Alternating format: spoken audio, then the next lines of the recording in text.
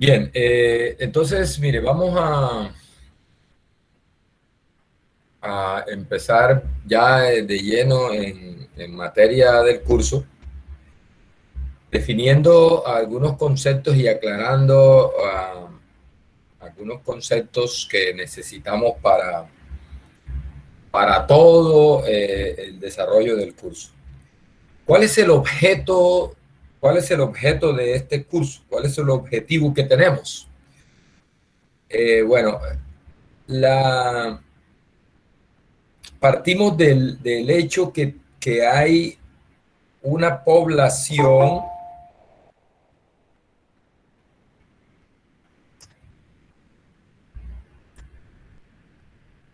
eh, esa población tiene unos objetos o individuos, no necesariamente cuando uno habla de población a veces se imagina personas, ¿no? No necesariamente, pueden ser plantas, animales, es un conjunto de objetos o de entes o de individuos. Incluso a veces las poblaciones ni siquiera son físicas, sino que son poblaciones ideales. Total es que en la población tenemos una serie de individuos, de elementos, ¿sí? En esa población. Esos elementos de la población, esos individuos de la población, tienen ciertas características, ¿cierto? Tienen unas características que tienen la particularidad de que esas características varían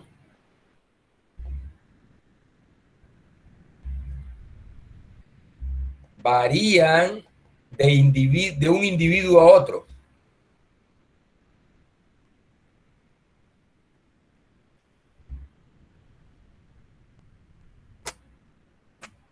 Hay unas características en las poblaciones que no varían de individuo a otro. Por ejemplo, si tú tienes una población de personas y empiezas a contarle el número de ojos, bueno, en condiciones normales, fulanito tiene dos ojos, fulanito tiene dos ojos, dos ojos, dos ojos, dos ojos.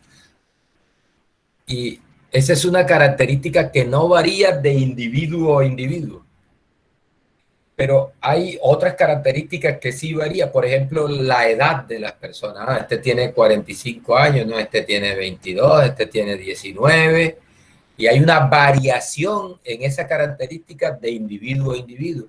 Otra característica que varía es la estatura, ¿no? Este mide unos 65, unos 68, unos 50, unos 80, unos 70. Son características que de individuo a individuo cambian de valor. Esas características reciben el nombre de variables. ¿Sí? Variables. Bien, esas variables tienen unas medidas como por ejemplo el promedio. Ejemplo de medida, como por ejemplo promedio. Otra medida es su varianza, que es una medida de qué tanto varía. ¿Sí? La característica varía de un individuo a otro, pero la pregunta es, ¿varía mucho o varía muy poquito? ¿Sí? Entonces, esa característica, esa medida nos da, se conoce como la varianza de la variable. Otra característica es, otra medida que interesaría en poblaciones es, por ejemplo, porcentaje o proporción de individuos en esta población que tiene cierta condición, por ejemplo, está enfermo de tal cosa, o está de acuerdo con tal cosa, o no está de acuerdo con tal cosa, y nos interesa pues, un porcentaje o una proporción. proporciones, por ejemplo. Otra medida pueden ser lo que conocemos como los cuantiles en general, que son unos valores tales que tanto por ciento está por debajo de ese valor y el otro tanto por ciento está por encima de ese valor, de los valores poblacionales. Por ejemplo, el primer cuartil es un valor tal que el 25% de los valores de la variable están por debajo de ese valor y el restante 75% están por encima. Esos son unas medidas que tienen las variables que son de interés, ¿no? Esas medidas en general, muchachos, le vamos a conocer como parámetros. Y en general lo vamos a simbolizar con una letra griega teta. ¿Listo? Parámetro. Lo que pasa con esos parámetros, que son medidas de esas características poblacionales, es que esos parámetros son desconocidos y por alguna razón alguien necesita conocerlo, necesita conocer su valor. La razón puede ser, o sea, hay muchas razones por las cuales a alguien le interesa conocer el promedio de una variable en una población o la varianza de una variable en una población. Por ejemplo, en estos momentos a las autoridades de salud en el país y en los municipios pagan por saber, bueno, cuál es el verdadero valor cuál es la verdadera proporción de personas que en estos momentos han sido o están afectadas por la pandemia esta, ¿no? Por el virus este. Ese es un valor que a las autoridades les interesa conocer. El político en tiempos de elecciones, el político paga por saber qué porcentaje de esa población, de los que están habilitados para votar, tienen intención de votar por él. ¿Sí? Entonces, esos parámetros desconocidos se necesita conocerlos y para eso lo que hacemos es que vamos a la población. El autor de este libro que estamos siguiendo dice, dialogamos con los individuos. Ese diálogo, pues no necesariamente es un diálogo con palabras, sino simplemente, por ejemplo, si el individuo es una planta, yo voy y mido, y eso es lo que él le llama dialogar. Yo pongo un instrumento de medida y ella me regresa un valor. O sea, la naturaleza responde de esa manera. Yo pregunto y la naturaleza responde. Entonces, en ese diálogo se registran unos valores. Ese diálogo puede ser, uno, con todos y cada uno de los miembros de la población, en cuyo caso se dice que estaríamos haciendo un censo. Y la otra opción, que es la que nos ocupa a nosotros en este curso, es que no dialoguemos con todos los elementos de la población, sino que tomemos un subconjunto de esos elementos de la población, dialoguemos con ellos y a partir de la información que me entrega ese subconjunto, yo hago inferencia. Y eso debe estar claro el concepto porque ya por ahí había una tarea de aclarar esos conceptos de qué es la inferencia. Entonces, a partir de ese conjunto particular de individuos que dialogan, yo en la muestra, en ese subconjunto, yo hago y llego a conclusiones sobre la población completa. ¿Por qué no hacemos censos siempre? Se supone que los censos, como se dialoga con toda la población, los censos te darían los valores de esos parámetros, te los darían sin error, ¿sí? Porque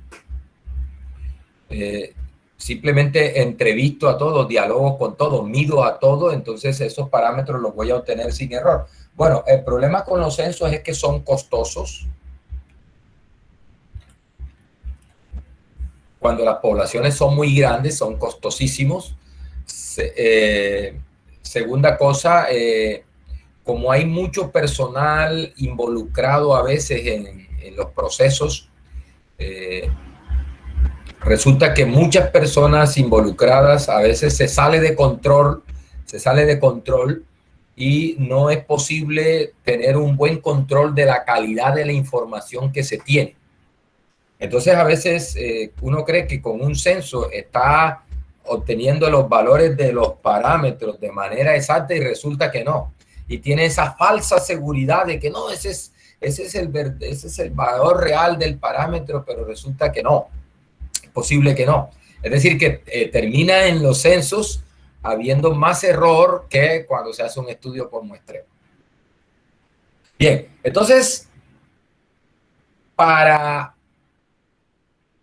sustentar teóricamente todo esto que nosotros vamos a hacer con respecto a la validación de estos parámetros, a evaluar estos parámetros, habla ahí de un avalúo, vamos a darle un valor al parámetro. Entonces, tenemos que establecer una base teórica para eso. Bien, entonces, en este curso hay otra connotación de población. La primera connotación de población es esta: un conjunto de individuos, un conjunto de objetos, conjunto de individuos o de animales o de cosas, o sea, objetos físicos que dialogan con el investigador. Y el otro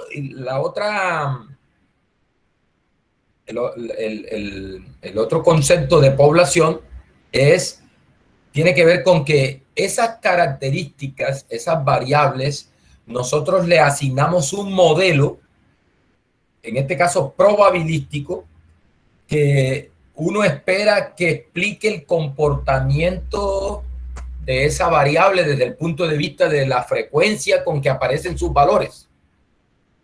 Entonces, a esa característica, esa variable que por lo general uno le llama X, uno dice, no, la variable X en general. Entonces uno adicionalmente, o sea, idealiza a esa característica como una variable aleatoria. O sea, es una variable aleatoria. Y uno le asigna a esta variable una distribución de probabilidad.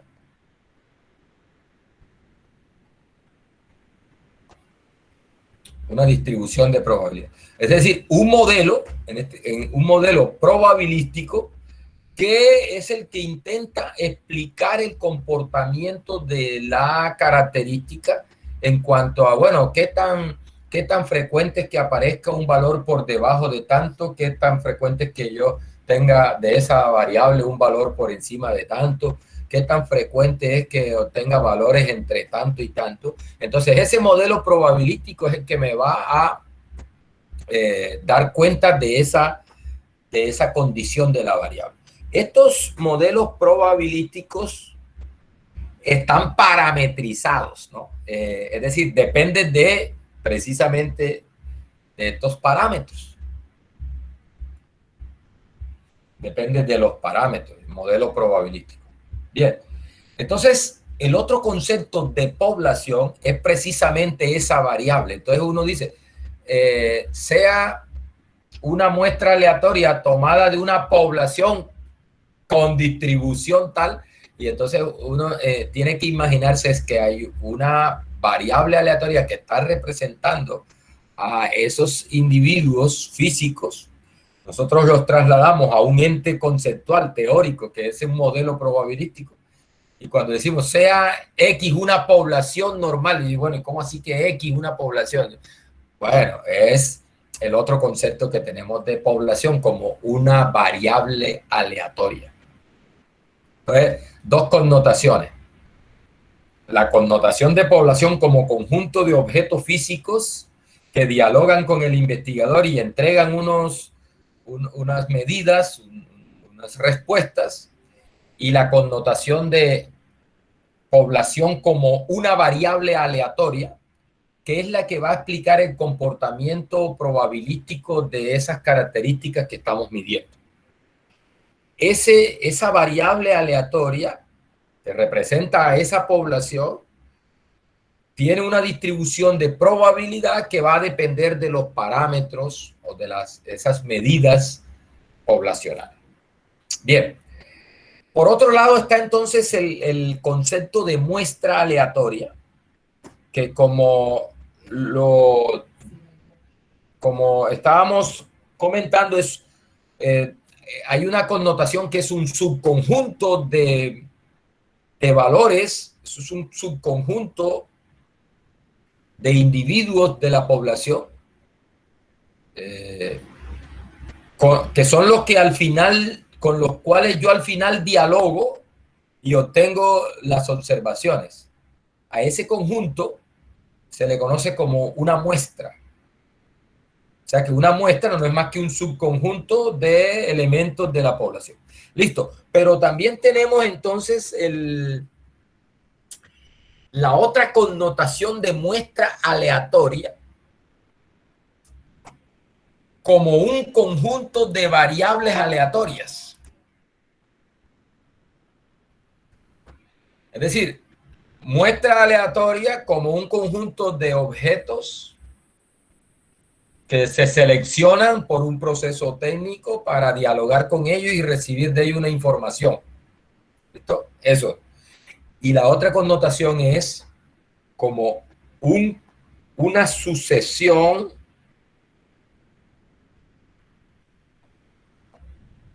de variables aleatorias. A veces esta sucesión incluso es infinita, puede ser una sucesión infinita. Cuando la sucesión es finita, el número de elementos de la sucesión se le conoce como el tamaño de la muestra, que es este valor de acá, n. Lo vamos a representar nosotros como n. ¿Qué características tienen estas variables aleatorias que están representando a lo que se llama muestra aleatoria? Bueno, primera característica, los elementos de la muestra aleatoria, que son un conjunto de variables aleatorias, ellas tienen dos características. Primero, son independientes. Son variables aleatorias independientes. Y segunda condición, tienen idéntica distribución de probabilidad. O sea, todas tienen la misma distribución de probabilidad. ¿Cuál distribución de probabilidad? La misma que le asignemos a la población. Recuerde que a la población la estamos idealizando como una variable aleatoria. A esa variable aleatoria le asignamos una distribución de probabilidad para estudiar su comportamiento desde el punto de vista de la frecuencia con que aparecen sus valores cuando yo mida, cuando yo dialogue con ellos, con los elementos de la población. Y la muestra aleatoria uno puede entenderla como una réplica como si yo replicara n veces a esa variable aleatoria de la población. Por lo tanto, cada una de estas variables aleatorias que representan, que constituyen la muestra aleatoria, se considera como una réplica de la variable aleatoria que está representando a la población.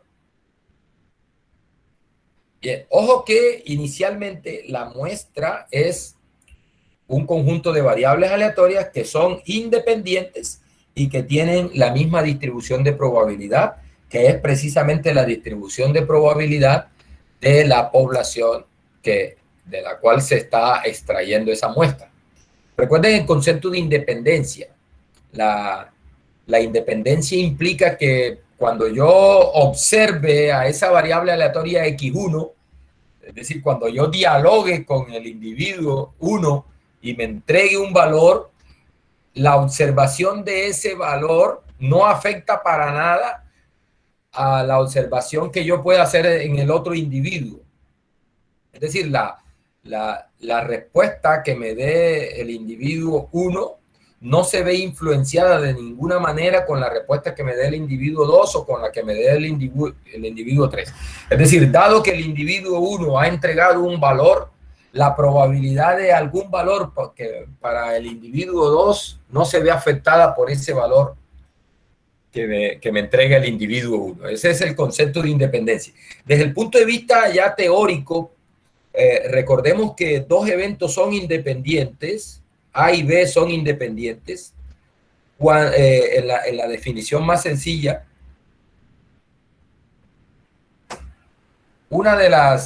hay tres formas de definir independencia. A y B, A es independiente de B si la probabilidad de A, dado que ha ocurrido B, es la misma probabilidad de A, o si la probabilidad de B, dado que ha ocurrido A, es la misma probabilidad de B, sin que haya ocurrido A. Y otra es que la probabilidad de la intersección, es decir, la probabilidad de que los dos eventos ocurran simultáneamente, es igual al producto de la probabilidad.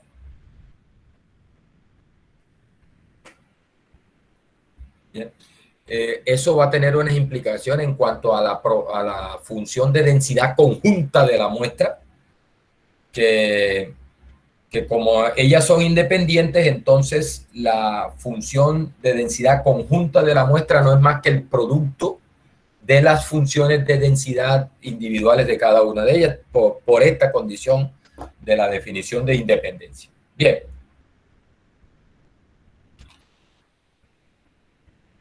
Eso es lo que acá...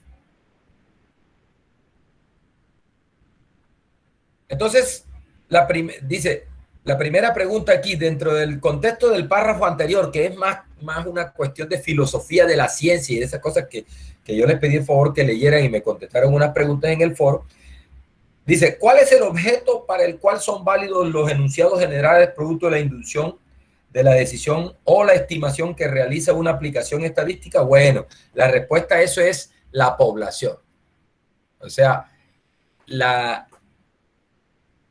todas estas decisiones, estas estimaciones que hacemos a través de estas aplicaciones son válidas para esa población y exclusivamente para esa población, que es la población de interés, ¿no? de donde se extrae la muestra.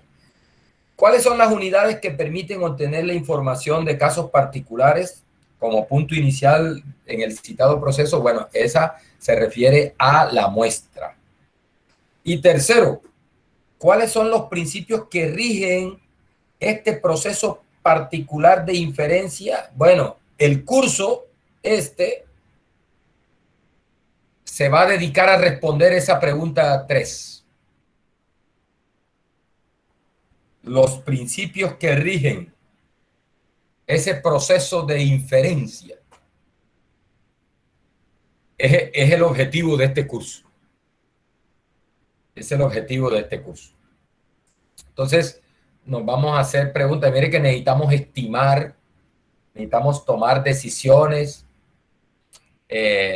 necesitamos hacer estimaciones. Para hacer estimaciones necesitamos encontrar estimadores. Entonces, ¿cuáles son los principios que rigen ese proceso de encontrar estimadores? ¿Cuándo tengo un buen estimador? ¿Qué condiciones debería esperar de un buen estimador? Y eso es lo que vamos a estudiar en todo el curso, ¿verdad? Bueno, entonces acá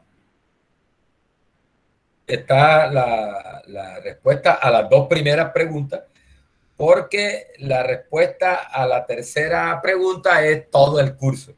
Vamos a estudiar todos esos principios que sustentan el proceso de inferencia estadística. Recuerden que la inferencia implica, a partir de una información particular que yo tengo en una muestra aleatoria,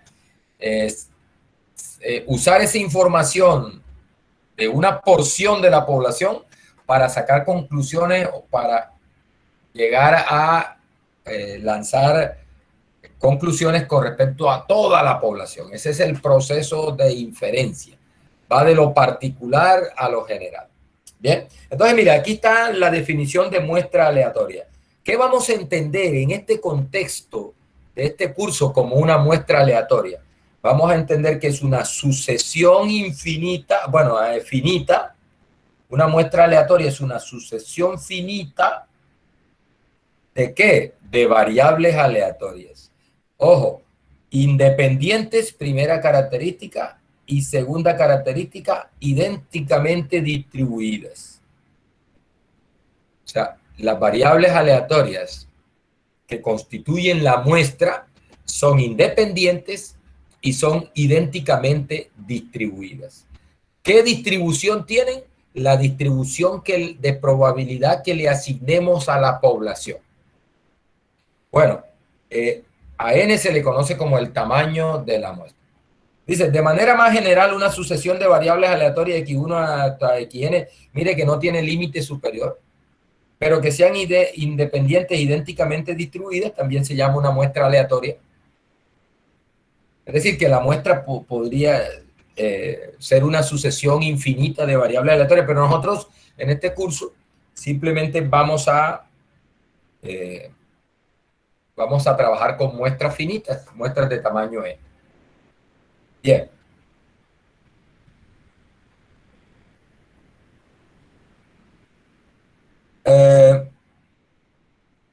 Listo. Entonces, hay otra definición acá, que acá nos definen lo que es una estadística. ¿Qué es una estadística? Bueno, mire lo que dice la definición. Dice, sea x1 hasta xn, una muestra aleatoria de una población cuya función de densidad de probabilidad depende de un parámetro t. Recuerde, cuando me dicen de una población, ahí estamos hablando de una variable aleatoria que tiene una función de densidad, es decir, tiene un modelo probabilístico y que ese modelo probabilístico depende de un parámetro teta. Mire, aquí en general, en este libro, en este curso, teta en general es un vector de k componentes. Es decir, no necesariamente la distribución de probabilidad de la población no necesariamente tiene un solo parámetro, sino que es posible que tenga 2, 3, 4 parámetros de interés como tal la población. ¿Sí? Por ejemplo, en el caso de la distribución normal, sabemos que hay dos parámetros, ¿no? La media y la varianza. Son dos parámetros, es decir, que ahí ese teta es un vector en R2. Hay distribuciones que tienen un solo parámetro, como la Poisson, por ejemplo, tiene solo el parámetro lambda, entonces ese ahí teta es un número. Pero en general, el parámetro es un vector. Bien, listo. Y dice, sea además T una función, ojo, esta función tiene dominio en Rn y recorrido Rq, es decir, es una función que va de Rn a Rq.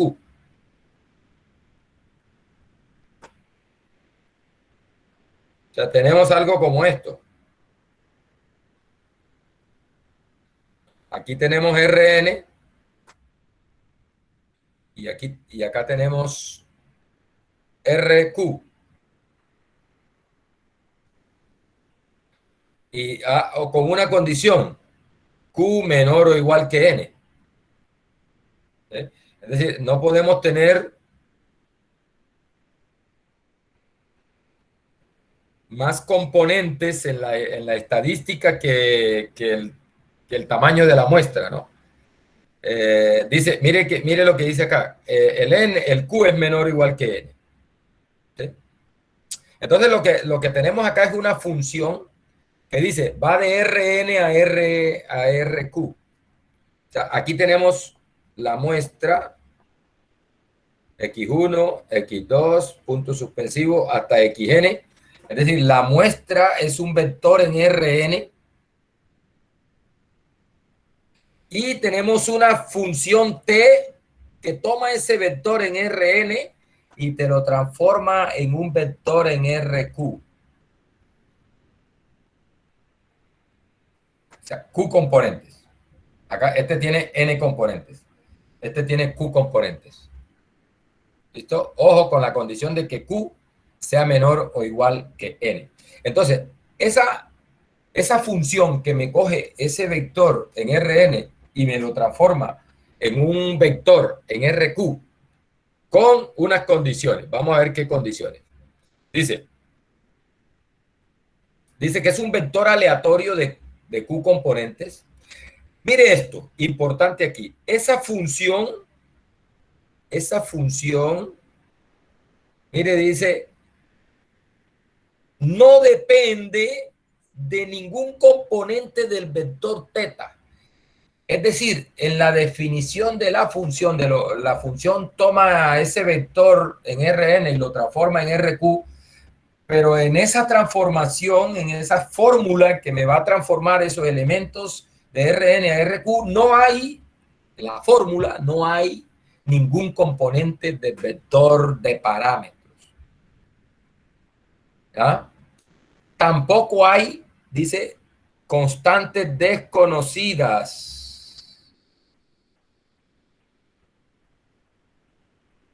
Entonces, condición. ¿Qué es una estadística? No es más que una función que va de Rn a Rq, que te transforma la muestra, el vector que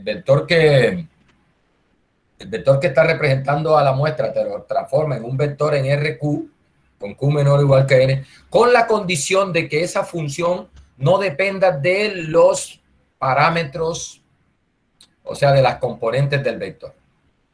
¿Ya? Entonces, a esa función recibe el nombre de estadística. Una estadística. Al valor Q se le llama la dimensión de la estadística. ¿Ya? Vamos a ver unos ejemplos típicos. Ejemplos de estadísticas. La media de la muestra. Una estadística.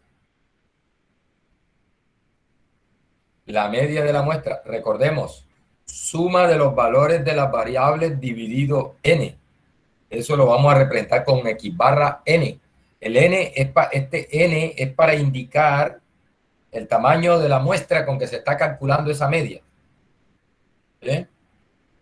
Otra estadística, la varianza muestral. Recordemos que una fórmula compacta para esto es igual a aquí sobre n menos 1 sumatoria de xy menos x barra al cuadrado para ir variando de 1 hasta n. Esa es una estadística, se conoce como la varianza muestral. ¿Sí? Es una estadística. Nótese que en términos de la función que está haciendo esta estadística, mire, la x barra que está haciendo, está tomando el vector de n componentes, o sea, un vector que está en Rn, y lo está transformando a un elemento en R1, es decir, en R, o sea, ahí en ese caso Q es 1, ese vector de tamaño n lo transforma en un elemento de R. Y nótese que la característica importante es que esa función que se está aplicando aquí, que es sumar las variables y dividir por el número de variables, no tiene en su definición, no tiene valores componentes del parámetro, del vector de parámetros. Lo mismo acá, vean. O sea, aquí, ¿qué está tomando? Está tomando también, en este caso, esta estadística, está tomando ese vector en Rn, que es el vector de la muestra, y lo está mandando a un número positivo, en R más. ¿Sí? Y no depende de valores desconocidos, valores de los parámetros. Otro ejemplo de estadística es el mínimo de la muestra. Es decir, en este caso, la función toma el vector en Rn y lo manda a un valor, a un valor real, que en este caso es el menor valor de ese vector. Otro ejemplo, mire, aquí tenemos una bidimensional, es decir, aquí la estadística está tomando el vector en Rn y lo está transformando en un elemento acá de R2. Entonces, aquí tiene dos componentes. La primera componente del vector es la media de la muestra y la segunda componente del vector es la varianza de la muestra. Entonces, note, un vector de n componentes es transformado a un vector de dos componentes. La primera componente es la media y la segunda componente la varianza del vector que se toma. Bueno, y esta, por ejemplo, es una estadística que es n-dimensional. Recuerde que el Q puede ser menor o igual que n. En este caso, por ejemplo, esta es la estadística que es como sería la idéntica. Es decir, toma el vector de n componentes de la muestra y lo lleva al mismo vector. O sea, no hace ninguna transformación. Esas estadísticas no son de interés para nosotros. Vamos a mirar más adelante que pues, nos interesan estadísticas que resuman al máximo la información.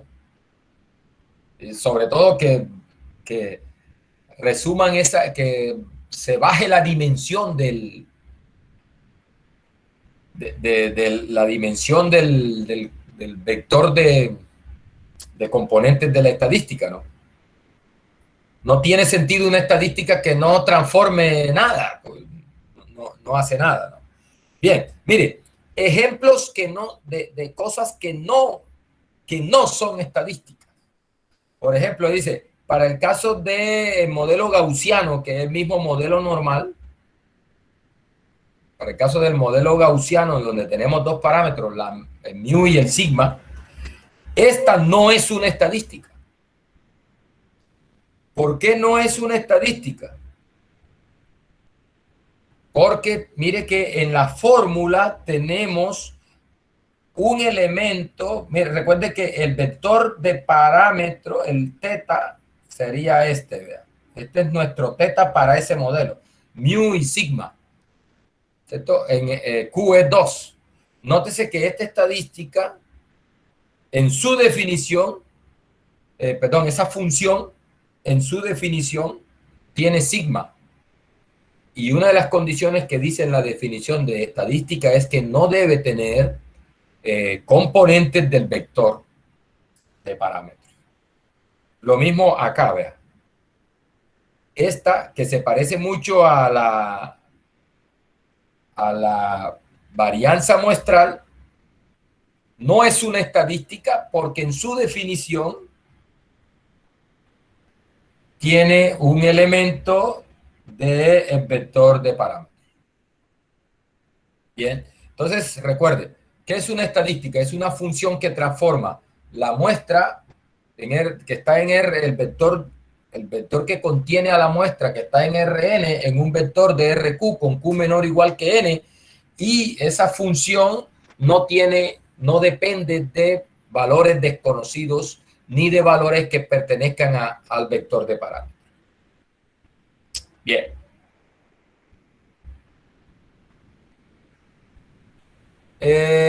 Bueno, esta gráfica que está acá vamos a hacer alguna mención de esto. Él habla de, hay dos cosas que son importantes en esto de la inferencia estadística, es la calidad y la cantidad de información que tú tienes para hacer el proceso de inferencia. Entonces, lo ideal es que tú tengas buena calidad de información y que tengas buena cantidad de información. Esta es la situación ideal. O sea, que tengamos información de buena calidad y que tengamos buena cantidad de información. La situación ideal. Mire, dice que una situación que es funesta es que tú tengas información de mala calidad y poca cantidad, ¿sí? Y acá, si tú tienes información de tienes buena cantidad de información, pero de baja calidad, dice que es desechable, ¿sí? Y el autor dice que si tienes buena calidad, pero tienes poca cantidad, es inadmisible. Este ejemplo, esta situación sí que se da bastante, sí que se da bastante en situaciones prácticas que se le presentan a uno.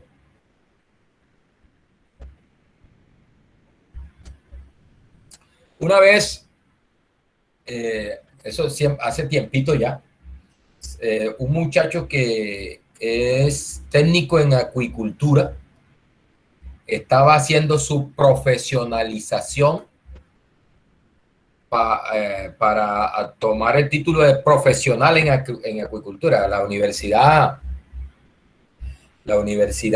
inicialmente tenía un programa de tecnología en acuicultura y después pasó a otorgar el título profesional de acuicultor. Entonces los que eran técnicos pues hacían unos cursos adicionales para obtener el título ya profesional. Entonces ese muchacho me contactó para que le colaborara en el análisis de los datos de los datos que él tenía. Estaba escribiendo su trabajo de grado ya para obtener el título profesional y me llegó con una gran cantidad de información, una hoja de Excel, un libro de Excel que tenía una cantidad de hojas y dentro de esas hojas había una cantidad de información que ellos miden en las piscinas él trabajaba en una compañía que cultivaba camarones. Mucha información, por ejemplo, ellos miden diariamente la transparencia del agua de las piscinas, miden la temperatura del agua de las piscinas en el fondo, en la superficie, o sea, temperatura del fondo de la piscina, el agua del fondo de la piscina, la temperatura en la superficie de la piscina, miden, por ejemplo, la transparencia del agua, miden la salinidad del agua, qué tan salada está, miden, por ejemplo, el pH del agua, una cantidad de mediciones que hacen en esas piscinas para control de, por ejemplo, la cantidad de oxígeno disuelto en el agua. Eso, por ejemplo, la cantidad de oxígeno disuelto lo hacen para que los animales no se le vayan a ahogar, por ejemplo. O sea, se vayan a morir por falta de oxígeno. Entonces ese muchacho tenía una cantidad de información. Bueno, ¿y cuál es el objetivo de tu trabajo, de tu investigación? No, mira, lo que pasa es que nos está atacando un virus y entonces ese virus afecta mucho la sobrevivencia de los animales. Es decir, sembramos, por ejemplo, 10,000 alevinos y al final en ese proceso de crecimiento el virus nos mata una cantidad de animales de eso y eso está dando pérdida. Entonces dice, miren, lo que pasa es que hubo unas piscinas que las tratamos con un producto buscando disminuir el efecto del virus sobre el animal y otras piscinas que no. Y entonces tenemos los datos de, ellos le llaman sobrevivencia. Es decir, es el dato de cuánto siembran y cuánto recogen. No, que siembran 10,000 y recogen 10,000, tuvieron una sobrevivencia del 100%. Pero si siembran 10,000, pero recogen 5,000, tienen una sobrevivencia de solo el 50%. Y entonces ellos dicen, mire, él me llegó con los datos. Tengo los datos de sobrevivencia de las piscinas que fueron tratadas con el producto y datos de sobrevivencia de las piscinas que no fueron tratadas. Listo, bien, y bueno, es fácil porque se hace estas pruebas las vamos a aprender acá, es comparar dos proporciones. Listo, mira que la sobrevivencia es un porcentaje, mira que es una proporción, cuántos sobrevivieron sobre cuántos sembraron, una proporción. Lo mismo, entonces la proporción, por ejemplo, de los tratados frente a la proporción de los no tratados y a ver si hay diferencias o no. Y eso es una prueba fácil, prueba de diferencia de dos proporciones. Pero entonces resulta que sale solo con 3 piscinas tratadas y 3 piscinas no tratadas. Y el objetivo de él, que era básicamente la sobrevivencia, solo tenía 3 datos de sobrevivencia de piscinas tratadas y 3 datos de sobrevivencia de piscinas no tratadas. Entonces, en realidad teníamos 6 datos.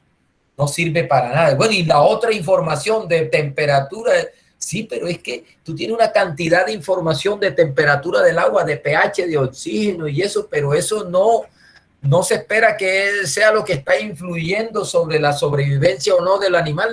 Lo que tú esperas que esté afectando la sobrevivencia es el producto que están aplicando y solo 3 tienen el producto que estás aplicando y las otras 3 no lo tienen y solo tienes 3 datos de sobrevivencia que al final es lo que a ti te interesa.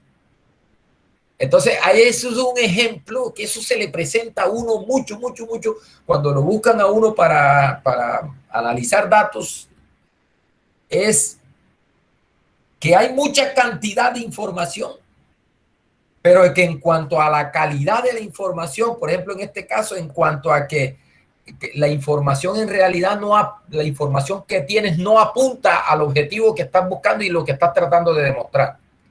Entonces, en ese caso estaríamos aquí en este sector. Mucha cantidad, poca calidad.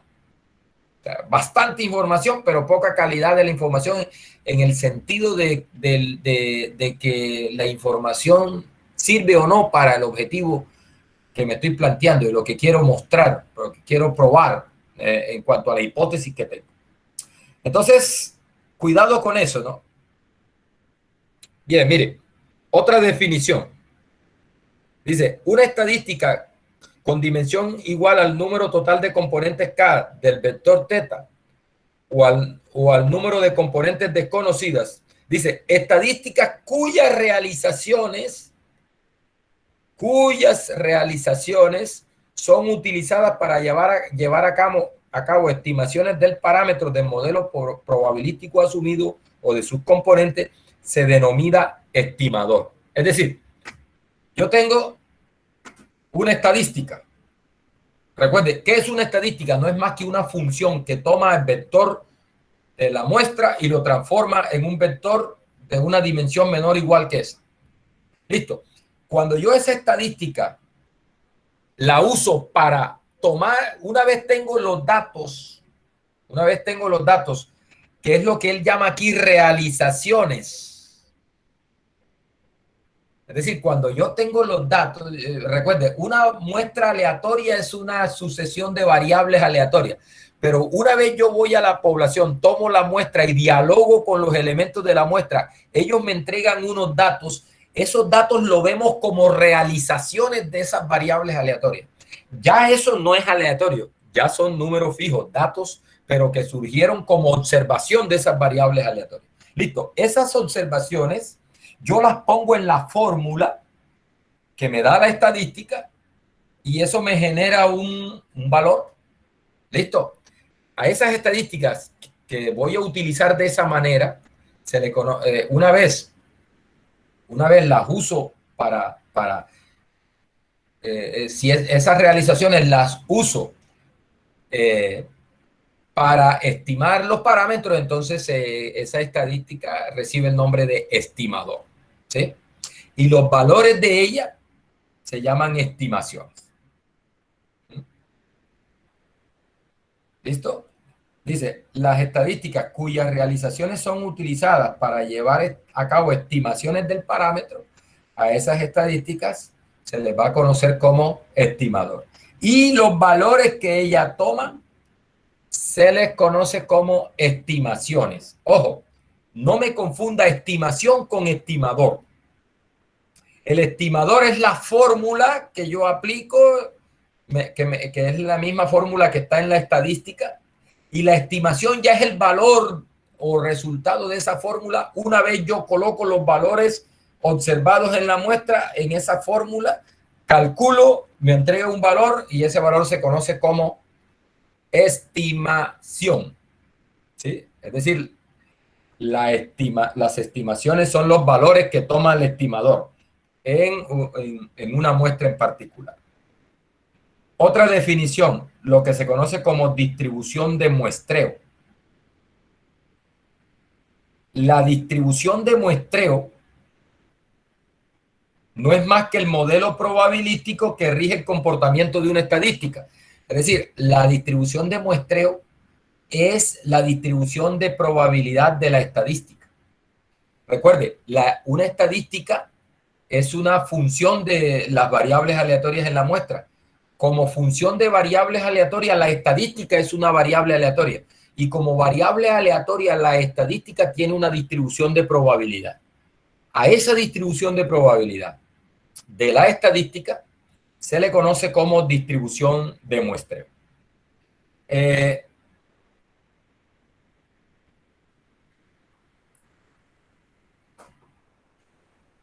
Una distribución, vamos a hablar un poquito de eso antes de pasar acá a esta parte, para no dejar pasar lo de distribución de muestreo. Les voy a mencionar unas distribuciones de muestreo que son bastante famosas y que las hemos estado estudiando desde pequeñitos por allá en el Fundamento de Probabilidad Estadística 1 y Fundamento de Probabilidad Estadística 2.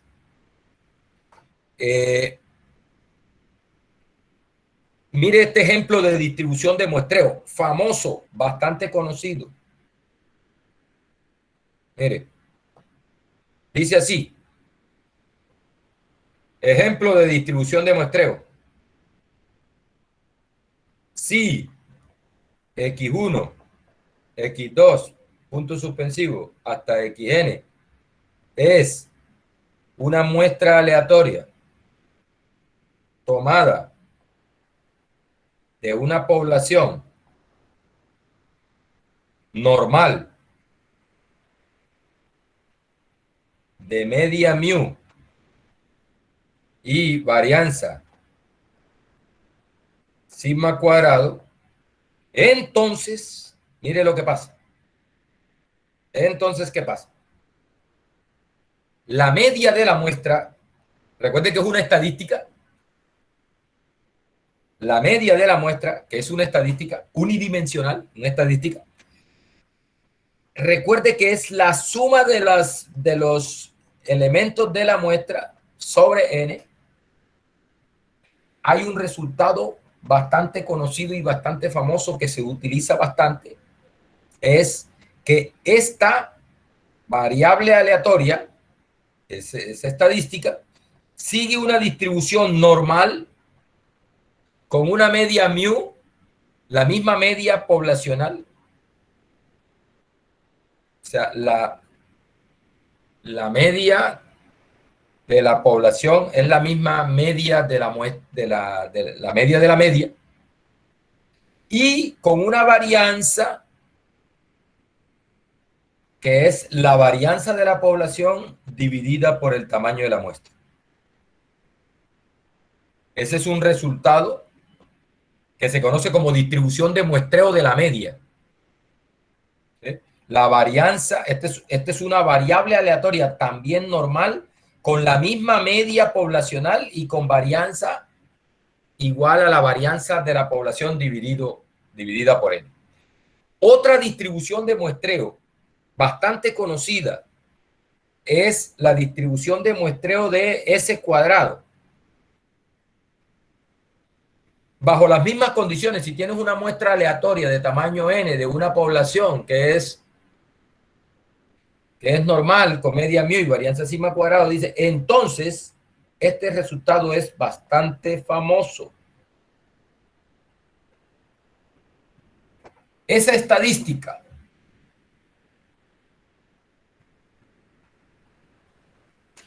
bueno, ahí exactamente así, no es una estadística porque ahí tiene, vamos a dejarla, vamos a escribirla así porque así como está ahí, no es una estadística porque ese sigma cuadrado, que es uno de los elementos del vector de parámetros, entonces vamos a escribirla así, mire, ese cuadrado sigue una distribución que es un múltiplo de una chi cuadrado con n menos 1 grados de libertad. Bueno, ya después determinaremos quién es ese K, que precisamente depende, ese K depende del tamaño de la muestra y de la varianza poblacional, del sigma cuadrado. Y eso es lo que hace interesante esto, porque me va a quedar ahí en términos del sigma cuadrado y lo puedo utilizar para efectos de estimación de ese sigma cuadrado. Listo, mire, esta es una distribución de muestreo. Es la distribución asociada a la varianza muestral. Uno la usa así, vea. N-1, mejor dicho, ese K, ¿quién es? Bueno, N-1 por S cuadrado sobre sigma cuadrado. Ahí sí, esta sigue exactamente una distribución chi cuadrado con n-1 grados de libertad. O sea que ese K que aparece ahí arriba es precisamente sigma cuadrado sobre n-1. Sigma cuadrado sobre n-1 sería ese valor de K. ¿Ah? Entonces, esta distribución me sirve a mí para encontrar probabilidades con respecto a los valores de la varianza muestral. Bien. Dos ejemplos entonces de distribuciones de muestreo, en este caso distribución de muestreo de la media y distribución de muestreo de la varianza muestral. Bien.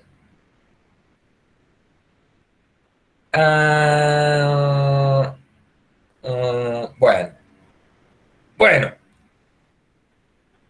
aquí nos dan otra definición, la definición de lo que se conocen como momentos muestrales, tanto ordinarios como centrales. Mire cómo me definen el el erésimo momento muestral. Le hace así esto. ¿Ah? Le hace erésimo, erésimo momento, le llaman momento ordinario. Este se llama momento ordinario. Y este se llama momento central. Momento ordinario y momento central. Lo de central es porque, mire que es prácticamente la misma fórmula. 1 sobre n sumatoria de los xy a la r, y acá es 1 sobre n, 1 sobre n sumatoria de xy a la r, y el otro es 1 sobre n sumatoria de xy menos x barra a la r. Es decir, que en el segundo, en el central, los xy están primero, eso le llaman central, es decir, centrar, en este caso a la muestra. Cada elemento xy de la muestra se le resta el promedio de la muestra y eso le llaman centrar.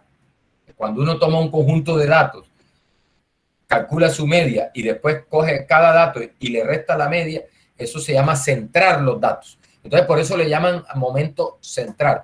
Mire que está elevado a la R, que es lo que le da el nombre ese de erésimo momento. Mire, si R es 1, ¿qué pasa con el primer momento? Sería el primer momento ordinario, muestral.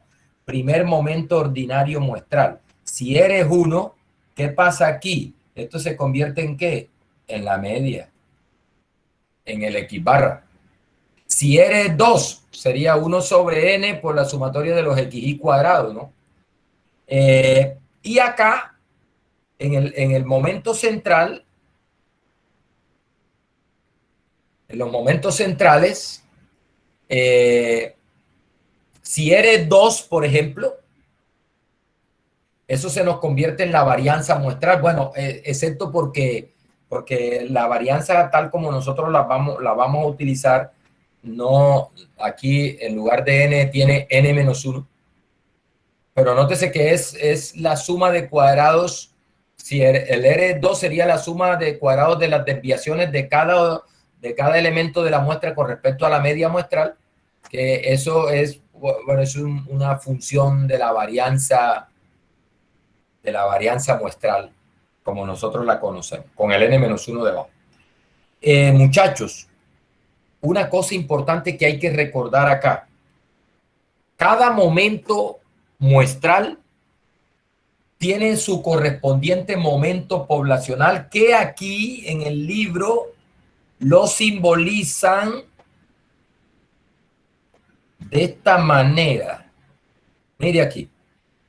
A esto le llaman momentos poblacionales. Vamos a recordar un poquito acá cómo se calculan esos momentos poblacionales.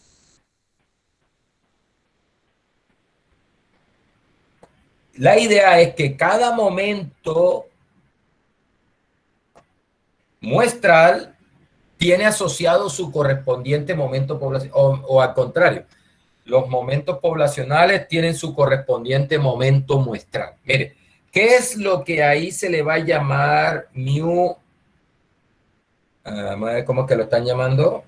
Mu sub R prima. No, el R va abajo. Mu sub R prima. Le hace enésimo momento ordinario, pero poblacional. Nótese que M sub R prima y bueno, y le ponen un N por el tamaño de la muestra, ¿no? O sea, cuando lo simbolicen con M, tu Rn' es momento población muestral. Y cuando sea mu su R', ese es momento, es el momento poblacional. Bueno, ¿cómo se definen los momentos poblacionales? Por eso es la insistencia mía. Profesor, los dos se definen de igual manera, ¿Qué cosa? porque dijo a los dos los llamó poblacionales. No, uno es poblacional y el otro es muestral. El que es con M es muestral y el que es con mu es poblacional. ¿Sí? Si dije mal, corrijo ahí entonces. Es decir, este que es con mu se le conoce como momento de orden R ordinario. La primita es ordinario y es de orden R y es poblacional y se calcula así. Integral desde menos infinito hasta infinito de x a la R por f sub x de x de x, donde esa f sub x es la función de densidad de la variable aleatoria que está representando a la población. Entonces, por ejemplo, si la población es normal, esa función de densidad que está ahí sería la función de densidad de la normal.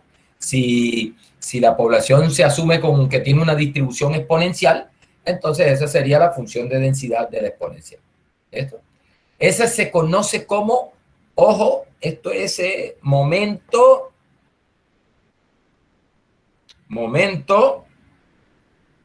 ordinario poblacional. Momento ordinario poblacional.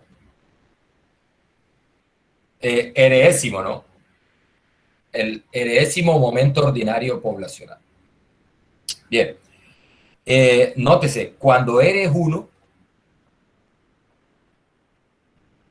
tengo lo que se conoce como el valor esperado. El valor esperado o promedio de la variable aleatoria. O sea que el valor esperado es el primer momento ordinario poblacional. Bien.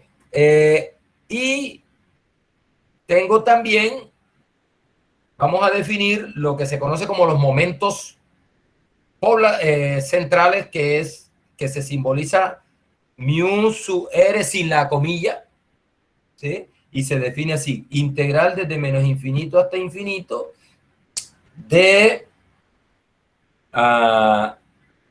x menos mu a la r. Ese mu es el primer momento, hay que ponerle aquí primita porque es el momento ordinario de orden 1. O sea, ese es cuando el anterior, cuando eres 1. Por f sub x de x.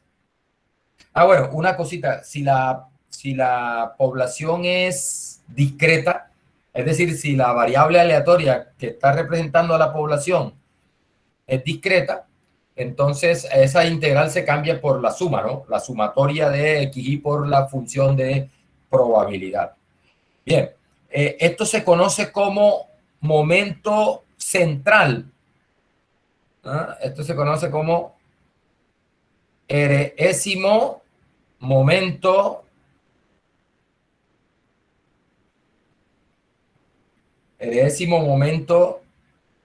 central, poblacional. Nótese una cosa, si R es igual a 2, tengo lo que se conoce como la varianza de la variable aleatoria, la varianza poblacional, que también se puede escribir como E de X cuadrado, o sea, como el segundo momento ordinario poblacional menos el primer momento al cuadrado. Recuerde que esa es una fórmula alternativa para la varianza de una variable aleatoria. Bien, entonces muchachos, miren, lo que queremos hacer énfasis con esto es que se definen los momentos muestrales de esta forma. Ordinarios, ordinario y central. Y correspondiente tenemos los momentos poblacionales, también ordinarios y centrales. Esto es muy importante en este curso porque la idea es que estos momentos, vamos a ver ahora convergencia en probabilidad, y resulta que estos momentos, la distribución de probabilidad, la distribución de muestreo, o mejor dicho, estos momentos muestrales convergen en probabilidad a los correspondientes momentos ordinarios. ¿Sí? Los momentos muestrales convergen en probabilidad a los momentos poblacionales. Esa convergencia es cuando el n vaya creciendo. Eso, en otras palabras, lo que significa es que tú puedes acercar el momento muestral tanto como quieras al momento poblacional, tomando el tamaño de la muestra suficientemente grande. Eso es una característica que tienen estos momentos muestrales, ¿no? Que ellos convergen en probabilidad a los correspondientes momentos poblacionales. Bien, ese es el tema que viene. Preliminares de convergencia de variables aleatorias. Los que estén matriculados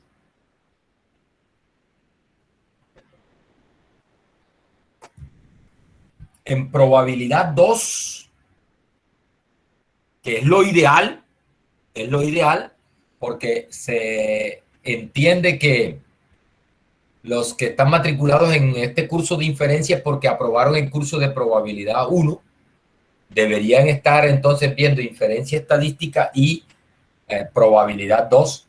Ahí en ese curso de probabilidad 2, un capítulo tiene que ver con todo esto de convergencia, de variables aleatorias, de convergencia, los tipos de convergencia. Aquí vamos simplemente a definir algunos conceptos que nos interesan para lo que viene del curso sin entrar a profundizar tanto en esos conceptos. Pero sí voy a mencionar algo porque se necesita, por ejemplo, cuando estemos viendo estimación por el método de los momentos, precisamente los estimadores por método de los momentos surgen precisamente de esas propiedades de convergencia en probabilidad que tienen los momentos muestrales a los momentos poblacionales. O sea, se aplica esa las propiedades de la convergencia en probabilidad.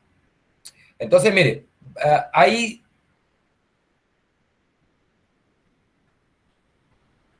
diferentes tipos de convergencia. Hay una convergencia que se conoce como convergencia casi segura. Le llaman así. Convergencia casi segura. Mire lo que dice. Se dice que una sucesión de variables aleatorias xn converge casi seguro a cero con probabilidad 1 si se verifica esto, que la probabilidad del límite cuando n tiende a infinito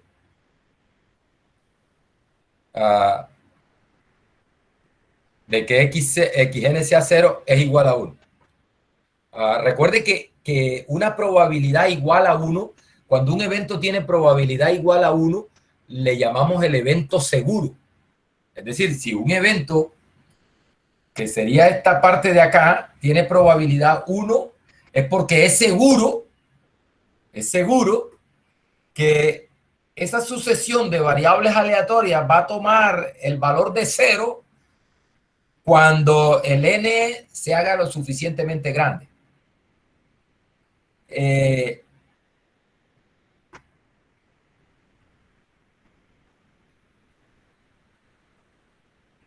De igual manera, uno puede definir, acá lo están definiendo como convergencia casi segura a 0, y entonces nos dicen, la variable aleatoria xn converge casi seguro a la variable aleatoria x cuando la diferencia en valor absoluto de esas, sin valor absoluto, cuando la diferencia de esas dos variables converge casi seguro a 0. Eso se dice entonces que la sucesión de variables xn converge en casi seguro a 0, a x, si la diferencia converge casi seguro a 0. Por acá tengo un ejemplo. Este ejemplo está bien, pero bueno, una forma de ver la convergencia casi segura es de esta forma, vean.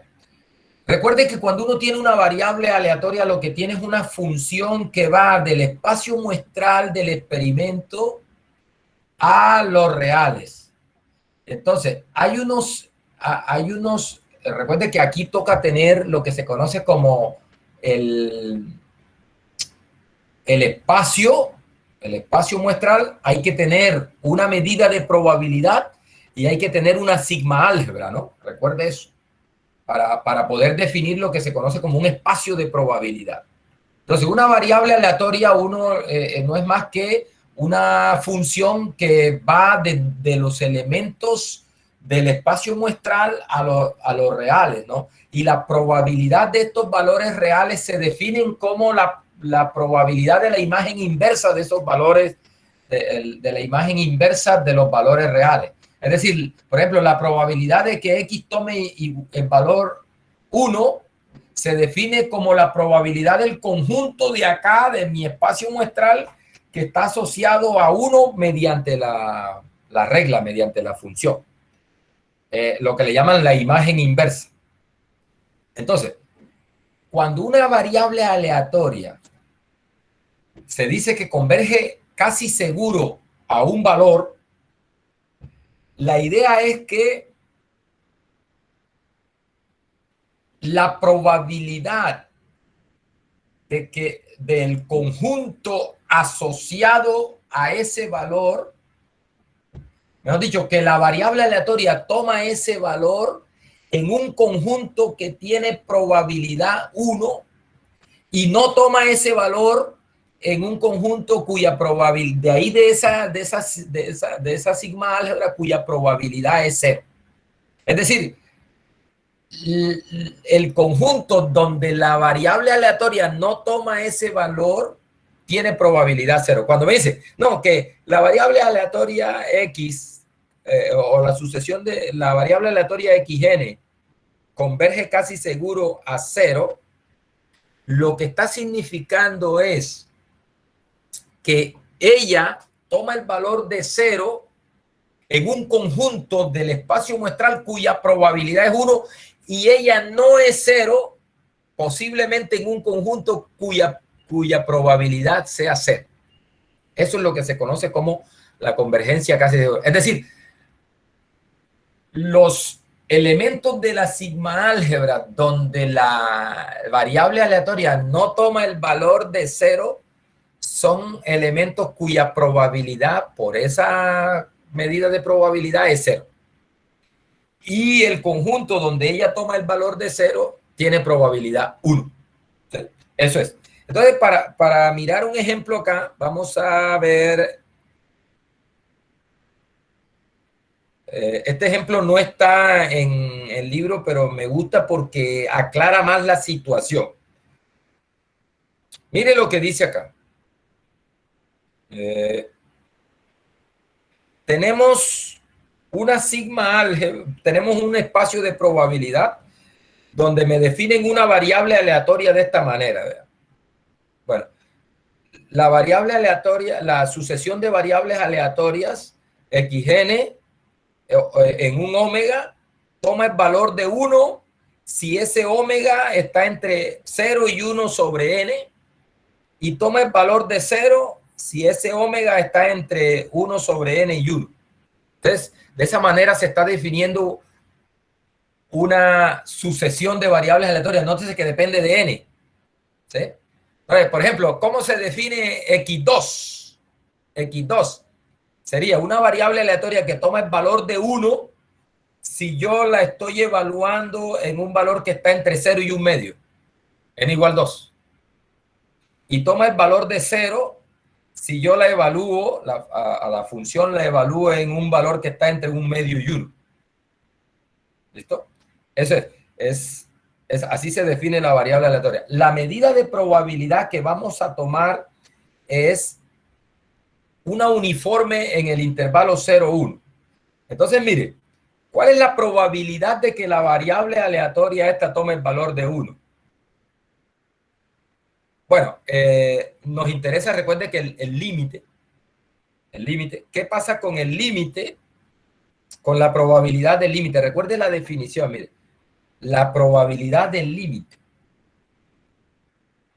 Probabilidad del límite.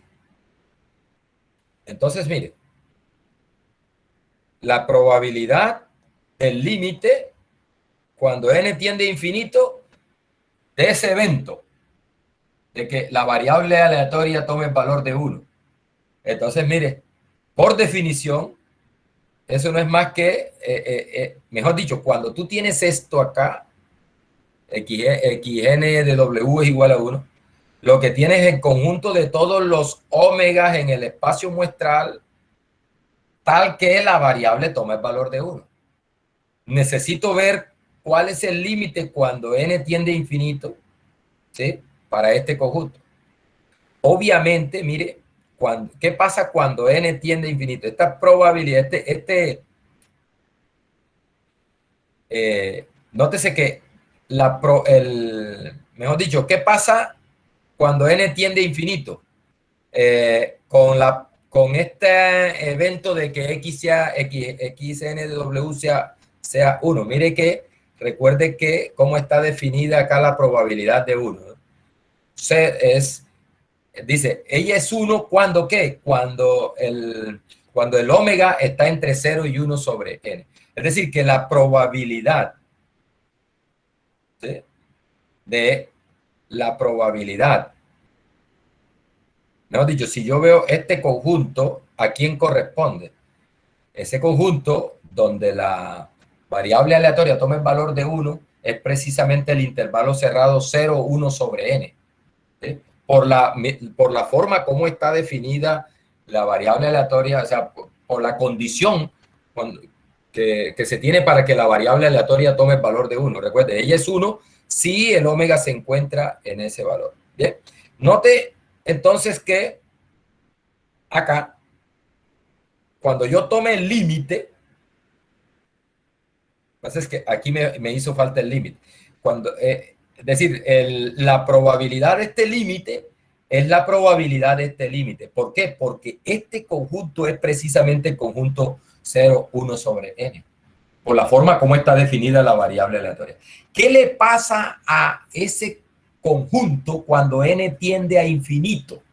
¿Qué le pasa a este conjunto cuando n tiende a infinito?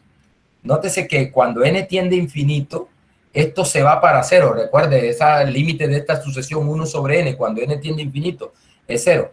De tal manera que cuando n tiende a infinito, yo lo que tengo es la probabilidad de este conjunto, que mire que, ¿por qué aquí aparece 0? Porque esto tiende a 0.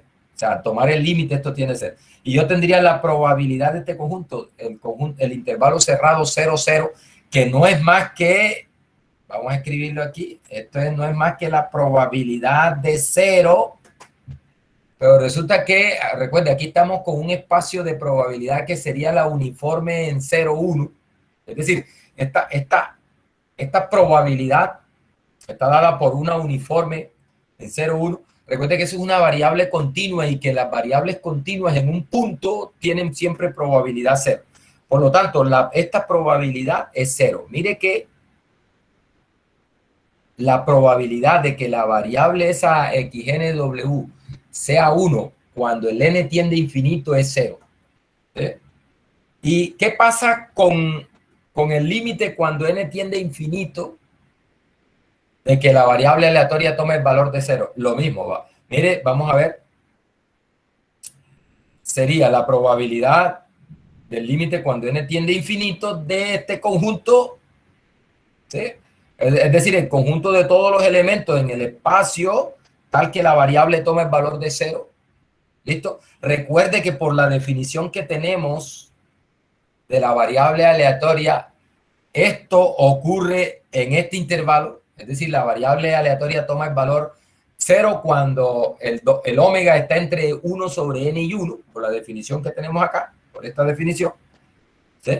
Mire que cuando la variable aleatoria toma el valor de 0 cuando omega está entre 0, entre 1 y 1 sobre n y 1. ¿Listo? Entonces, ¿qué pasa con este límite? ¿Qué pasa cuando n tiende a infinito? Mire, este conjunto es este, por la definición de la variable aleatoria. ¿Y qué le pasa a este conjunto cuando n tiende a infinito? Mire, este conjunto, al n irse para infinito, tiende al intervalo 0, 1, cerrado en 1, abierto en 0. ¿Sí?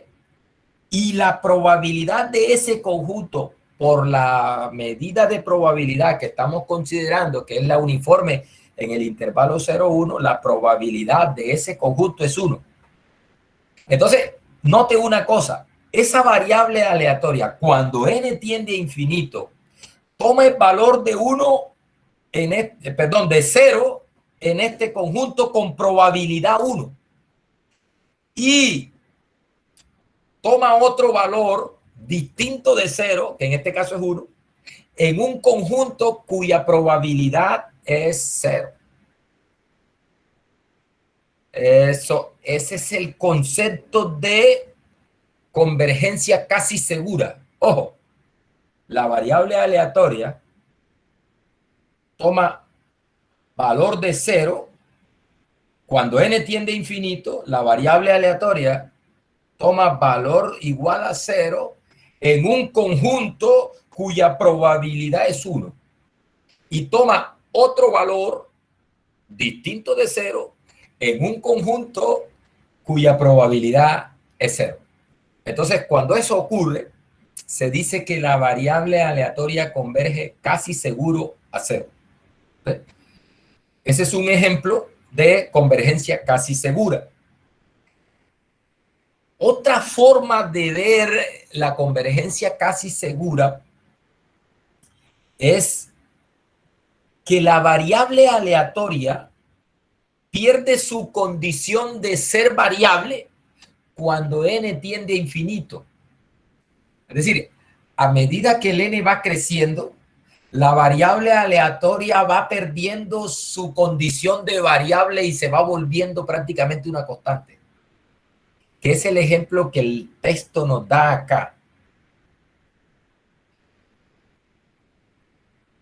que nos menciona una variable aleatoria. Esta, vea. Dice, mire el ejemplo que nos da el texto. Dice, ejemplo 131. Si el comportamiento probabilístico de cada una de las variables aleatorias de la sucesión X o N se modela por medio de una distribución de Bernoulli, de manera que las XN son Bernoulli con probabilidad de éxito 1/2 a la N, entonces dice XN converge casi seguro a 0. Y mire lo que dice acá. Aquí tenemos que tener claro lo que es una variable aleatoria de Bernoulli. Por eso la insistencia. No me matricule inferencia estadística si usted no ha visto el curso de probabilidad, por lo menos lo ha visto, aunque lo haya perdido. Pero usted tiene que tener esos conceptos claros de estas distribuciones de probabilidad. Entonces, la distribución de Bernoulli, recuerdo, una variable aleatoria tiene distribución de Bernoulli cuando ella... bueno, su espacio muestral tiene solo dos elementos, uno que le llamamos éxito, otro que le llamamos fracaso, y al éxito se asocia con 1, al fracaso se le asocia 0, y la probabilidad de éxito se asume que es pi o p, y la probabilidad de fracaso obviamente sería 1 sobre p. La probabilidad entonces la variable aleatoria toma solo dos valores, 0 o 1. 0 o 1. 0 o 1. 0 con probabilidad 1 menos P y 1 con probabilidad P. Recuerde que el espacio muestral, voy a rayarlo acá para recordar eso. Vamos a... Aquí. Recuerde, vamos a recordar aquí cositas de una Bernoulli. Tengo el espacio muestral. Bueno, ese es el ómega que en los espacios de probabilidad nosotros estamos acostumbrados a llamarle S. Bueno, ese espacio muestral tiene dos posibles resultados, uno que se le llama éxito y otro que se le llama fracaso.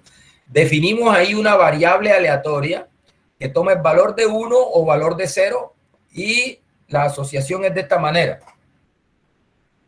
Si el resultado de la variable es éxito, mejor dicho, si el resultado del evento es éxito, entonces la variable toma el valor de 1. Si no, toma el valor de 0. Listo. Entonces se asume que la probabilidad de éxito es P, de este conjunto es P, y la probabilidad de no éxito, o sea, de fracaso, es 1 menos P, ¿cierto? Es decir, que la probabilidad de que la variable aleatoria que estoy definiendo aquí sea 1 es P y la probabilidad de que la variable aleatoria sea 0 es 1 menos P. ¿Listo? Eso es. Este ejemplo que nos está dando el señor dice lo siguiente. Tenemos una sucesión de variables aleatorias que son Bernoulli, donde ese P del que estamos hablando ahí es un medio a la N. Entonces él nos dice, mire, esta sucesión de variables aleatorias XN converge casi seguro, así se simboliza, a 0. Entonces, una forma de verlo es como en la definición que yo les dije. Si yo logro encontrar un conjunto, o sea, cuando n tiende a infinito, si cuando n tiende a infinito logro encontrar un conjunto del espacio muestral donde la variable es 0 con probabilidad 1 y la variable no es 0 en otro conjunto que tiene probabilidad 0, entonces se cumple la condición para la convergencia casi segura. Esa es.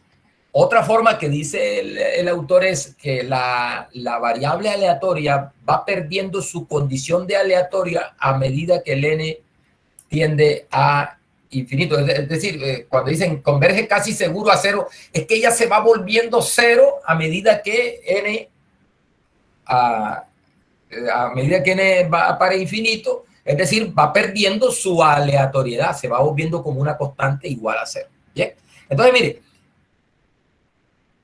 ¿qué pasa cuál es la probabilidad de que xn sea igual a cero?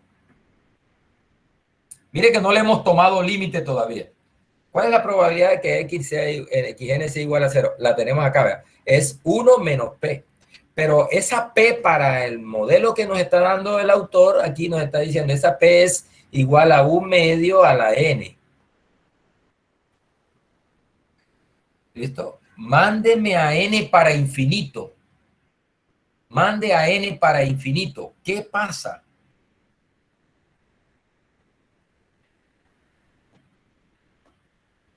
Límite cuando n tiende a infinito de que xn igual a 0 sería el límite cuando n tiende a infinito de ese conjunto.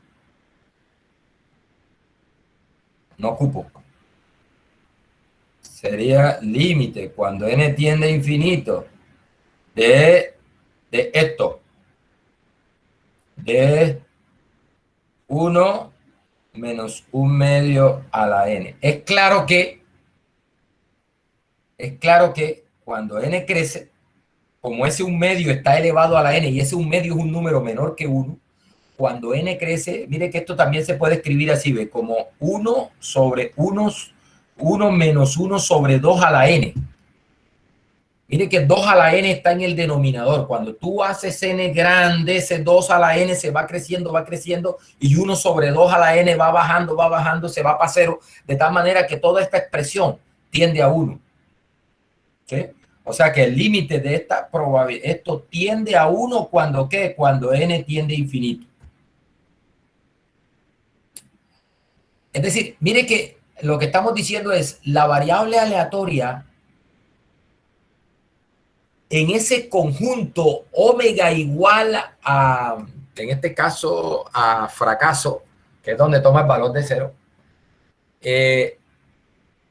ella toma el valor de 0 en un conjunto con probabilidad 1, lo acabamos de mostrar aquí, que sería el conjunto éxito, fracaso. Ella toma el valor de 0 cuando hay fracaso. Entonces, en ese conjunto del espacio muestral, que es el evento fracaso, la variable aleatoria toma el valor de 0 con probabilidad 1. Y ella no toma el valor de 0 en un conjunto que tiene probabilidad 0 cuando n tiende a infinito. ¿Cuál es ese conjunto? ¿Qué pasa cuando... recuerde que ella solo puede tomar dos valores, o 0 o 1. Entonces, si no toma el valor de 0 es porque toma el valor de 1. Lo que vamos a mirar es que ella toma el valor de 1 en un conjunto cuya probabilidad es 0 cuando n tiende a infinito. Entonces, ¿por qué es eso? Porque, mire, resulta que la probabilidad de que x sea igual a 1, xn sea igual a 1, es 1 sobre 2 a la n. Por la forma como me han definido la variable aleatoria. Es una Bernoulli de probabilidad de éxito 1 medio sobre n. Mándese a n para infinito y eso se va para 0. Es decir, que cuando tome el límite, la probabilidad del límite, cuando n tiende a infinito, de que xn sea 1, eso me da 0.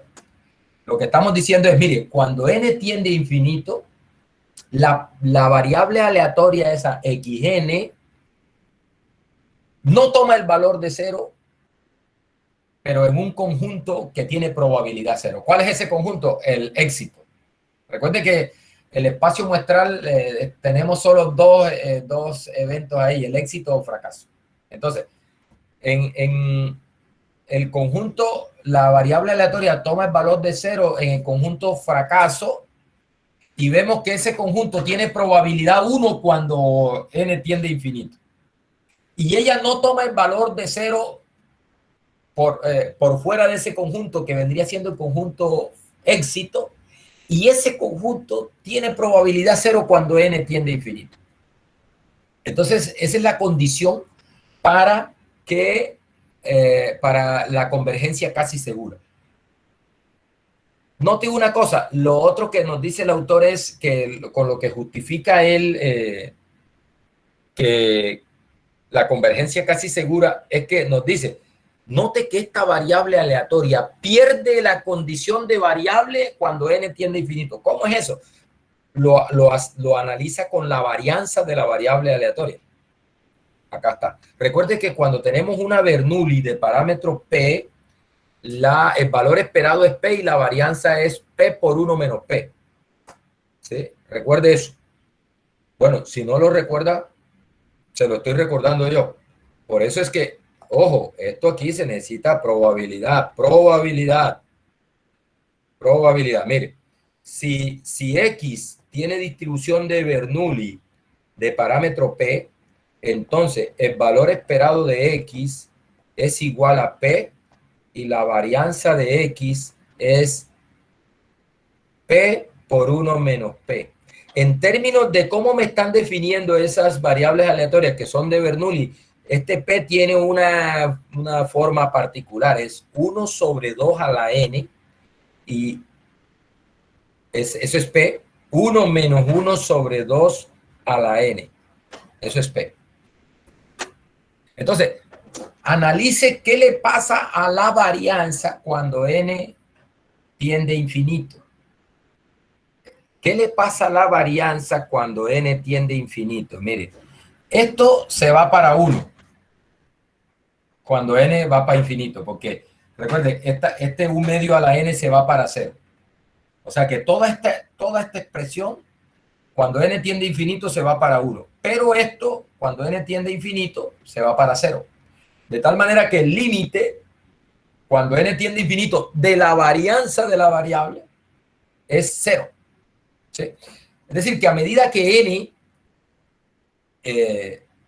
se acerca a infinito, a medida que n se va haciendo más grande, la variable casi no toma el valor de 1, sino que puros ceros, puros ceros, puros ceros, puros ceros. ¿Vale? Esa es la convergencia casi segura. Listo. Otro tipo de convergencia que le llaman una convergencia más, le dicen una convergencia que es más débil que la casi segura, es lo que le llaman convergencia en probabilidad, que vamos a definir, que es la que nosotros vamos a estar utilizando, es la que más vamos a estar utilizando, la convergencia en probabilidad y la convergencia en distribución. Son las dos que vamos a estar utilizando a lo largo del curso. Por eso es que se incluye eso en este tema. Mire lo que dice. Se dice que la sucesión de variables aleatorias xn converge en probabilidad a la variable aleatoria x, lo cual simbolizamos como xn px. Eso le hace xn converge en probabilidad x. Si pasa que, si el límite, cuando n tiende a infinito, de la probabilidad de que la diferencia entre la variable, la sucesión xn y x, sea menor que un épsilon, esa probabilidad sea 1 para cualquier épsilon mayor que 0.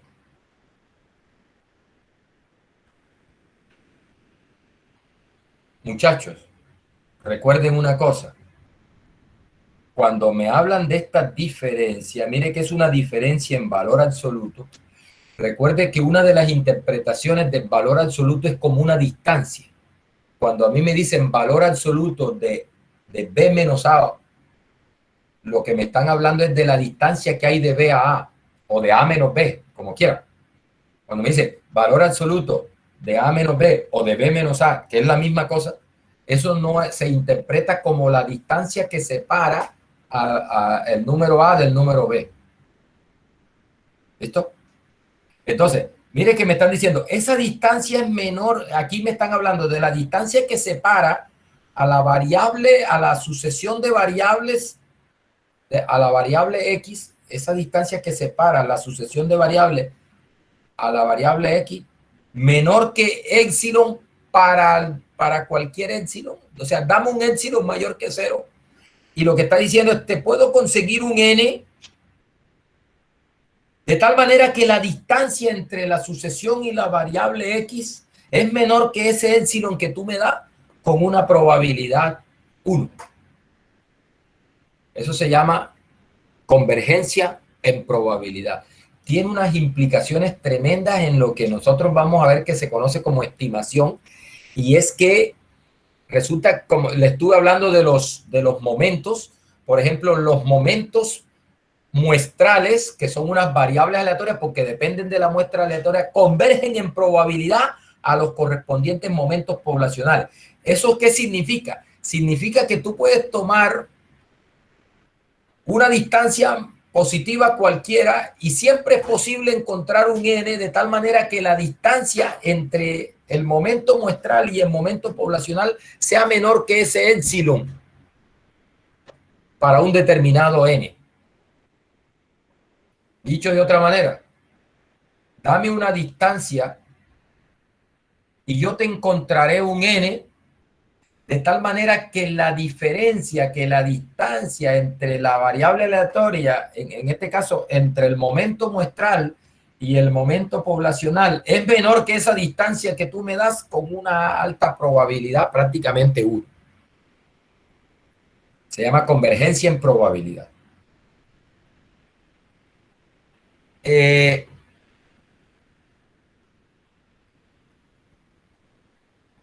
Alguien me preguntó un día, yo le subí por ahí a la plataforma virtual, le subí eso se llama un notebook, aprovechando que estoy dando un curso que se llama Estadística Básica con Python.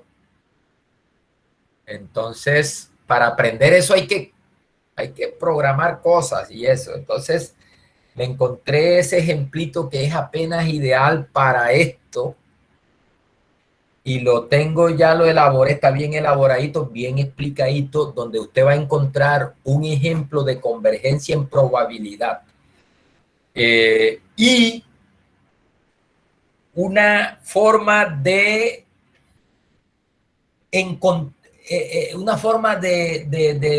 visualizar eso que le estoy diciendo.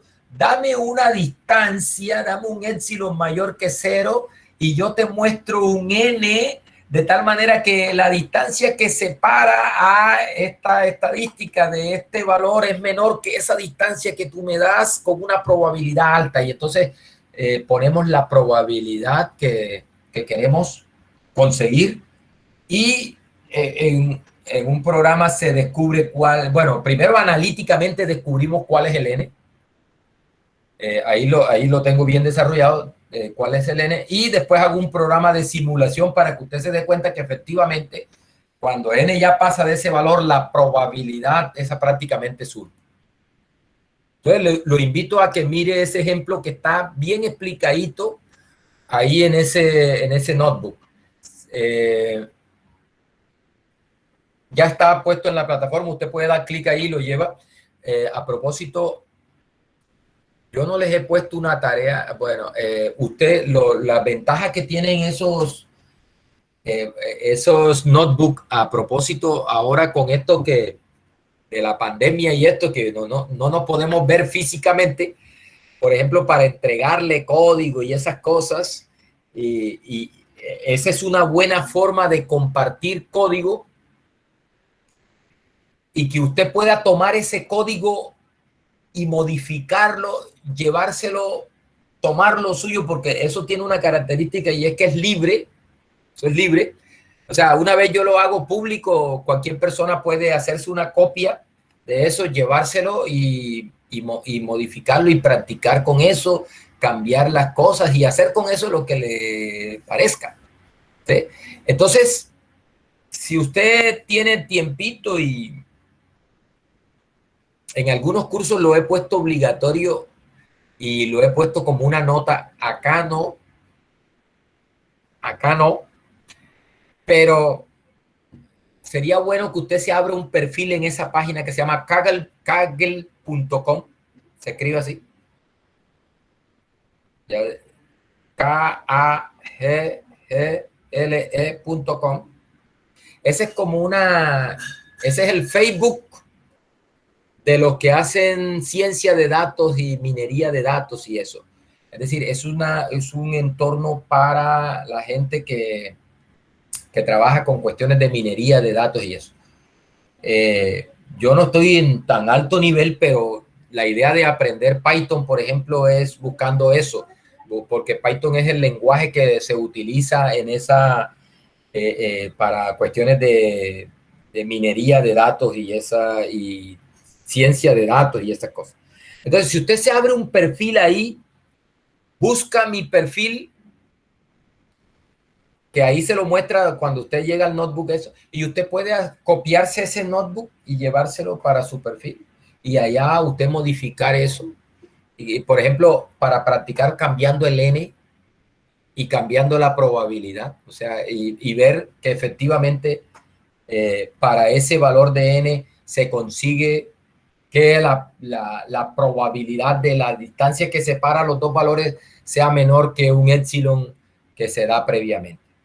Ahí lo invito para que mire ese ejemplo y no lo desarrollo acá porque perdimos el lunes pasado porque se me fue llovió y Electricaribe cuando llueve a poquito rato se va la luz y se me fue la luz y no pude darles clases el lunes. A propósito de eso, ya que está terminando la clase, este lunes que viene es festivo, ¿no? Pero a mí me gustaría, muchachos, a ver si podemos dar la clase para recuperar la clase de ese lunes que perdimos. Entonces, yo los invito a que nos conectemos el lunes, que es festivo, que tenemos clase, ¿no? Sí, profe. Sí, para recuperar este lunes que no pude darles clase porque estamos atrasaditos. Estamos atrasaditos. Entonces, por hoy vamos a dejar ahí. Ahora viene este teorema 1, 3, 2. Disculpe, yo le hago una pregunta. Es que yo estuve revisando lo que usted dejó en la plataforma y cuando en los códigos dice from skipping for stat, el skipping es una base de datos que yo tengo que descargar. Porque a mí no me corre. O sea, el código no me corre. ¿Por qué? O sea, no sé, me dice que no encuentra la variable. Entonces quiero saber. Ah, pero tú ya. ¿Qué? Sí, dime. O sea, quiero saber si Skippy es una base de datos o es algún que tengo que descargar, que no tenga, no sé.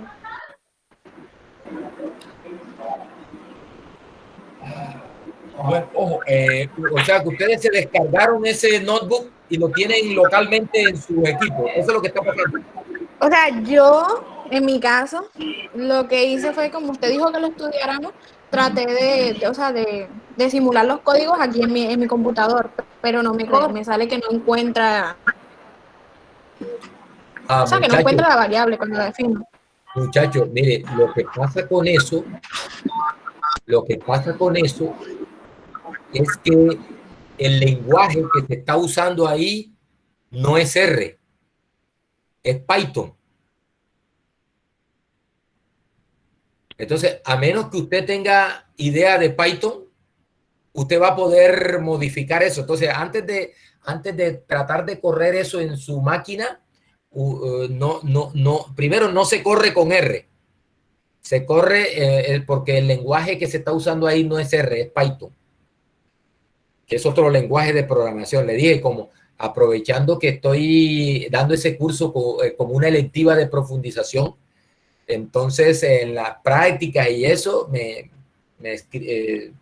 hecho, eso es un ejemplo que desarrollé, que estaba en un libro, pues lo modifiqué un poquito y eso. Entonces, primero, si lo están haciendo con R, no les va a correr porque eso no es R. Para que les corra tendrían que instalar Python en sus equipos y esas cosas y bueno, no es tan sencillo. Por eso es que les digo que en lo posible se abran un perfil en esa página donde yo tengo ese notebook y se lo lleven para su perfil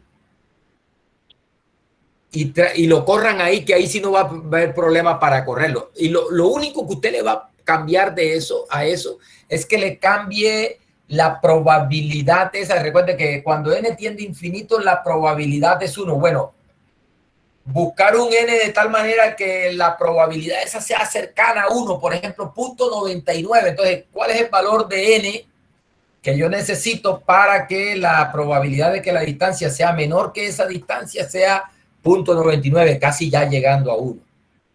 Entonces, así, seguramente, si usted está intentando correr ese código con R, no le va a correr, porque eso no es R. ¿Listo? Eso es lo que está pasando ahí, seguramente.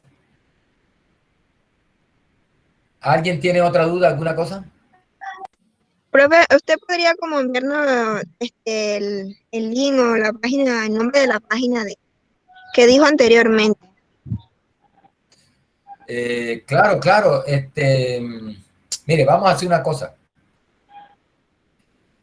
Voy a regalarles una notica de esas notas que valen 20%. Recuerden que la nota de foro y eso vale.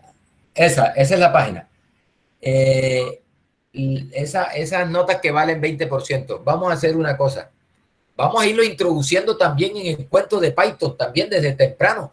Entonces, y la ventaja, muchachos, es que ahí en esa página se puede correr código de Python y código de R. ¿Ya?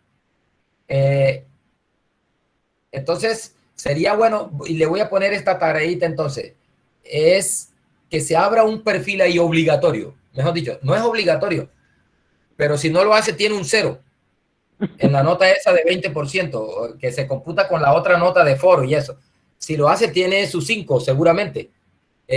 Si no lo hace, tiene 0. Recuerde que esa nota vale, todas esas notas se promedian, las notas de foro y esas actividades de la plataforma se promedian y eso vale un 20%. Entonces, la tarea consiste en que usted se abra un perfil ahí en esa página y una vez se abre el perfil, nos publique en el foro su perfil y me diga, mi perfil en kaggle.com es este, y luego que tenga su perfil ahí, empiece a seguir al profesor y se empiecen a seguir entre ustedes mismos. La nota se la valgo cuando verifique que usted, primero, abrió su perfil, segundo, siguió al profesor, tercero, siguió a todos sus compañeros para compartir entre nosotros código. Si usted me cumple con esos pasos, tiene un 5 ahí en esa nota de 20%. ¿Listo? En este fin de semana, Emily, ¿me recuerda si por allá el domingo no has visto el foro para esa tarea? Me recuerdas, ¿oíste? Sí, antes del lunes voy a montar el foro. Es decir, el espacio donde usted me va a responder, miren, mi perfil es este. ¿Sí? Esa. Cuando ya yo vea y vea que usted está... Profesor, Sí. o sea, tenemos que a todos los 53 estudiantes que están en el curso. Sí. Eso es fácil. Y bueno, entonces será tomarle a los nombres. Oh, ya, no, que me lo envíen y así nos seguimos entre todos. Muchachos, espérense un momentico, dejen el acelere.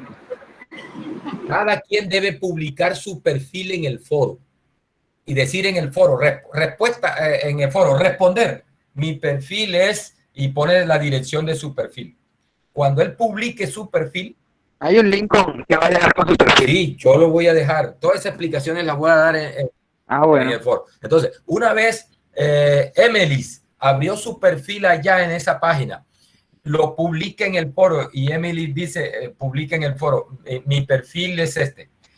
Todos los que ya hayan publicado su perfil pueden ver cuál es la dirección del perfil de Emily. Enseguida cogen y van al perfil de Emily y dice seguir a Emily. Y Emily hace lo propio con los demás. Ya los que tengan publicado sus perfiles en el foro, Emily va y toma los perfiles de ellos, llega a la página, los busca y los sigue. ¿Listo? Eso es. Todo a través del foro. Si usted abre su perfil por allá y no lo publica en el foro, no tiene derecho a nota. Si tú abres tu perfil por allá y no sigues al profesor y no sigues a tus compañeros, no tienes derecho a nota, tienes 0. Tienes que cumplir esos pasos. Primero, abrir el perfil. Segundo, publicarlo en el foro. Tercero, seguir a tus compañeros y que tus compañeros te sigan a ti y que tú sigas al profe. Y tienes sus 5 bacanos ahí. ¿Ah? Listo. ¿Qué más? Profe, ¿dónde podemos ver las clases? O sea, ¿dónde podemos repetir las clases? Yo estoy subiendo los videos a la plataforma. Claro que creo que este es el primer video que tenemos. Yo subo, ahora, por ejemplo, descargo el video, lo subo a YouTube, a mi canal de YouTube institucional, y se lo mando a Emily, que es nuestra secretaria, y también lo subo en la plataforma en un enlace, y este es el video de la clase tal. Usted puede entrar a la plataforma y ahí encuentra el video, o Emily, cuando yo le mande el enlace, se los comparte a todos en el grupo por WhatsApp, y usted ahí puede repetir, poner al profesor Mario que le repita y le repita y le repita la clase las veces que quiera. ¿Está bien? No se dejen tomar del tiempo, vayan estudiando, porque prontico hay combate, Bueno, que estén bien, nos vemos. Son las 6. Chao, profe. Chao, que estén bien.